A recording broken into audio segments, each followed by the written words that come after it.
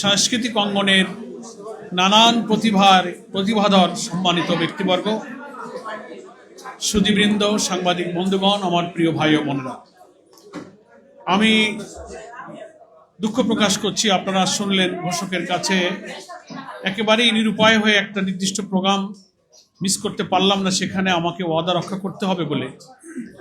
সংক্ষেপে, আমার অত্যন্ত প্রিয়, অত্যন্ত শ্রদ্ধাভাজন, বলতে পারেন মানুষ যেমন মানুষের ভক্ত হয়, ওবায়দ ভাইয়ের একজন ভক্ত হিসেবে আমি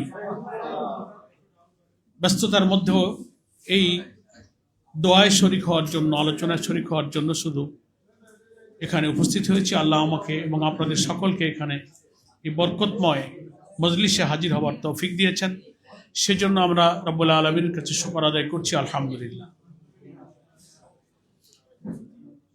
আমি বলবো ওবায়দ ভাই সৌভাগ্যবান একজন মুমিন হিসেবে। যদিও তার চলে যাওয়ায় আমরা অনেকে ব্যথিত হয়েছি, কিছুটা বিস্মিত হয়েছি। গুরুতর কোনো দুরারোগ্য ব্যাধিতে তিনি আক্রান্ত ছিলেন না, সাধারণ কিছু অসুস্থতায় তিনি শরীরটা অত্যন্ত দুর্বল ছিল। এমন এক সময় তিনি আমাদের এই অঙ্গনকে কিছুটা শূন্যতার মধ্যে ফেলে দিয়ে চলে গিয়েছেন। হায়াত মউত ক্ষমার মালিক, তার কাছে আমরা ফরিয়াদ করব, আল্লাহ তোমার এই গোলাম যার জীবনের লক্ষ্য ছিল কবিতা, সাহিত্য, বক্তব্য, গান, লেখনী দিয়ে অন্যায়, অসত্য, তাগুতের বিরুদ্ধে সত্যের সংগ্রামকে বিজয়ী করা, তিনি যা কিছু বলেছেন, রবের তারিফ করেছেন, প্রিয় নবী মোহাম্মদ মুস্তফা সাল্লাল্লাহু আলাইহি ওয়াসাল্লামের আদর্শের ভিত্তিতে সমাজ গড়ার জন্য তার সমস্ত কার্যক্রমের কেন্দ্রবিন্দুই ছিল ওটি সত্যের সংগ্রাম, অসত্যের বিরুদ্ধে প্রতিবাদ।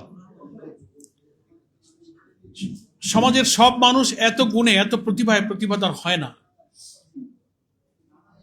শুনলেন আপনারা শিশুদের নিয়ে শিশু সংগঠন, শিশুতোষ সাহিত্য লেখা, ছাত্র জীবনে ছাত্র রাজনীতির শীর্ষে এসে ছাত্র সংগঠনের কেন্দ্রীয় নেতৃত্ব দেওয়া, শিক্ষাবিদ হওয়া, দেশি বিদেশি আন্তর্জাতিক সভা সম্মেলনে যোগদান করা, বড় বড় বই পুস্তক, বড় বড় জার্নালে তার অনেক লেখা প্রকাশিত হয়েছে। একটা বিশ্ববিদ্যালয়ে তিনি শিক্ষাবিদ হিসেবে ভূমিকা পালন করেছেন। আমি আশ্চর্য হতাম কেন্দ্রের এই সাংস্কৃতিক বিভাগের দায়িত্বের কারণে। ওদিকে উনি ইউনিভার্সিটির, আবার ওদিকে সাংগঠনিক চট্টগ্রামে বিরাট দায়িত্ব, আবার এদিকে ঢাকায় কেন্দ্রীয় দায়িত্ব। প্রতি সপ্তাহে 2টা দিন উনি ট্রেনে করে রাত জেগে এসে ভোরে নামতেন। আমি বলতাম, ওবায়দ ভাই আপনার কষ্ট হয় না, ঘুমাবেন কখন? বলে, কি করে ঘুমাবো, আমার কাজ।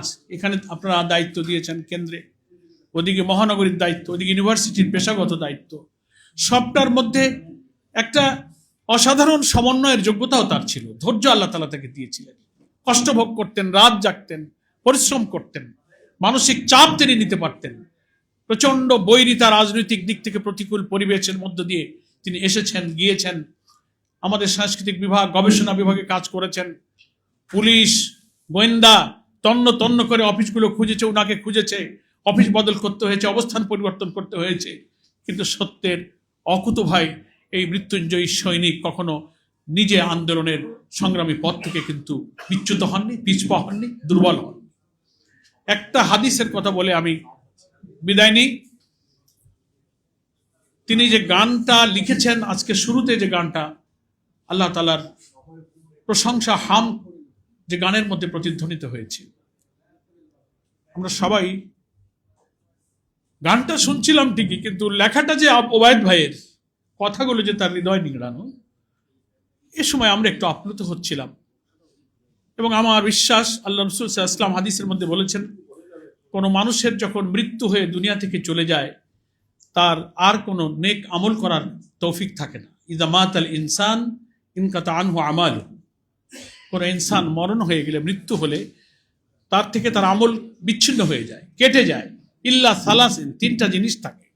একটা হলো আও সাদাকাতুন জারিয়া, আও ইলমুন ইনতাফাউ বিহি আও ওয়ালাদুন সালিহুন ইয়াদউ লাহু।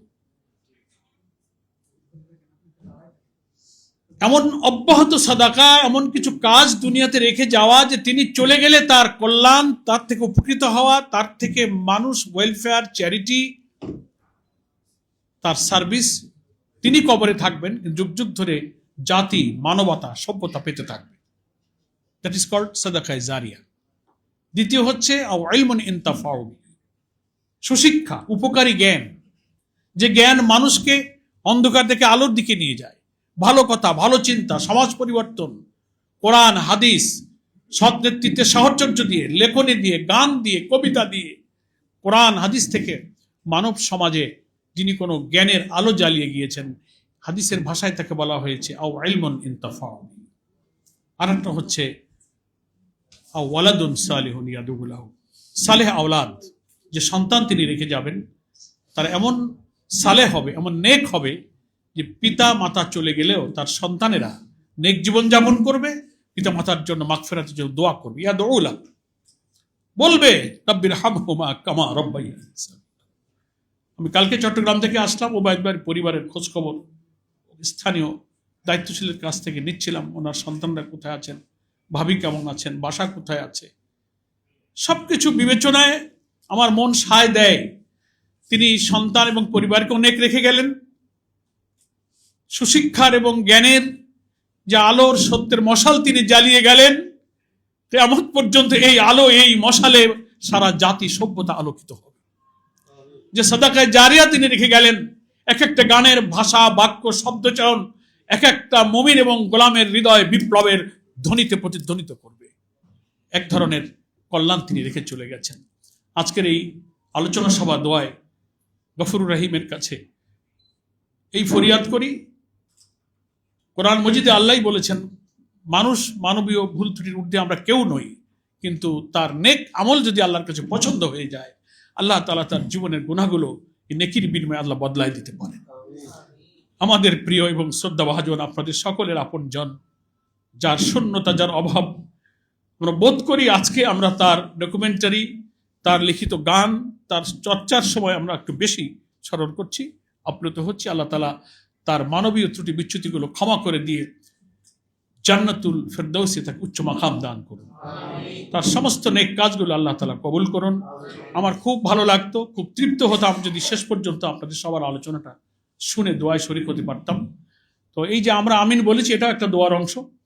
আমি এতটুকু দোয়া করে একটা প্রোগ্রাম একেবারে, সেখান থেকেও ফোন আসছে, আমি একটু ক্ষমা চেয়ে আপনাদের কাছ থেকে বিদায় নিচ্ছি। আশা করি শেষ পর্যন্ত আমাদের সম্মানিত অতিথিবৃন্দের আলোচনা শুনে আপনারা ওবায়দ ভাইয়ের প্রতি শ্রদ্ধা পোষণ করে এই আলোচনার সুন্দর সমাপ্তি করে তারপর বিদায় নেবেন। আমা তৌফিকে ইল্লা বিল্লাহ। আসসালামু আলাইকুম ওয়া রাহমাতুল্লাহি ওয়া বারাকাতুহু।